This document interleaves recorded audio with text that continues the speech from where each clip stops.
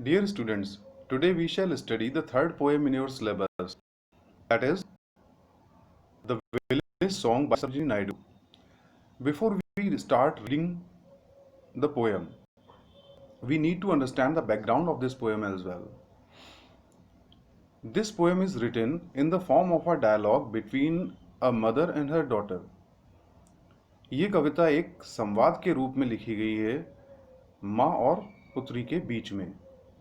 माँ की स्वाभाविक इच्छा है, एक और तो माँ चाहती है कि उसकी पुत्री विवाह कर सामाजिक दायित्वों को निर्वाह करे। दूसरी ओर पुत्री प्रकृति के सानिध्य में एक स्वच्छंद उन्मुक्त जीवन जीने की अभिलाषा व्यक्त करती है। So let's begin the first stanza. Honey child, whither are you going? Would you cast your jewels all to the breezes blowing? Would you leave the mother who on golden grain has fed you? Would you grieve the lover who is riding forth to wed you? So the mother asked the daughter, माँ पुत्री से जो है वो पूछती है, बेटी से पूछती है, honey child, honey means sweet or lovely you can say. तो प्यारी बच्ची, whither are you going? Whither means where are you going? तुम कहाँ जा रही हो? Would you cast your jewels? Cast means throw away, scatter. तो क्या तुम फेंक दोगी, बिखेर दोगी? ज्वेल्स ऑल मतलब ऑल द ज्वेल्स। क्या तुम ये सारे रत्न आभूषण बिखेर दोगी, फेंक दोगी, त्याग दोगी? To the breezes blowing, before the breezes. Breezes means the air blowing, gusts of wind. बहती हुई हवा के झोंकों के समक्ष, बहती हुई हवा के झोंकों का आनंद लेते हुए क्या तुम इन रत्न आभूषणों को, कीमती आभूषणों को त्याग दोगी, फेंक दोगी? Would you leave the mother? Leave यानी छोड़ना, वुड यू लीव क्या तुम छोड़ दोगी, त्याग दोगी? द मदर उस माँ को, who on golden grain has fed you जिसने, ऑन गोल्डन ग्रेन, ऑन यानी पर, गोल्डन यानी सुनहरे, ग्रेन यानी अनाज, सुनहरे अनाज।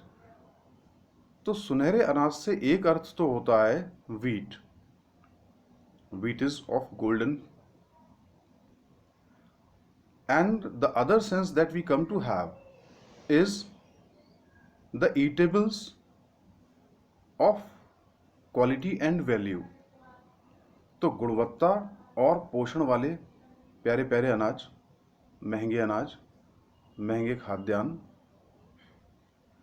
तो would you leave the mother क्या तुम उस माँ को छोड़ दोगी जिसने परिश्रम से उगाए हुए गेहूं पर, अनाज पर, या महंगे और गुणवत्तापूर्ण पोषक पदार्थों के ऊपर हैज फेड यू। फीड माने पोषित करना, हैज फेड यानी पोषित किया है, यू यानी तुम्हें। तो जिसने बड़ी मेहनत से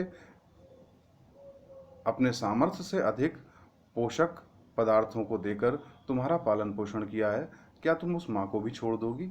would you grieve the lover? Grieve means to give sorrow, दुख देना, तकलीफ देना, pain. Would you grieve the lover क्या तुम दुख दोगी, पीड़ा दोगी? द लवर उस प्रेमी को, who is riding forth, who यानी जो, इज मने है, riding forth, riding on a horse, जो घोड़ी पर सवारी करता हुआ आ रहा है, to wed you. Wed you यानी वेड मीन्स टू मैरी, शादी करना, विवाह करना, जो तुमसे विवाह करने के लिए आ रहा है, आतुर है। सो द डॉटर रिप्लाइज तो बेटी जवाब देती है कि mother mine to the wild forest I am going. Mine means मेरी, तो मदर माइन यानी माई मदर, मेरी माँ, टू द वाइल्ड फॉरेस्ट जंगली वन में।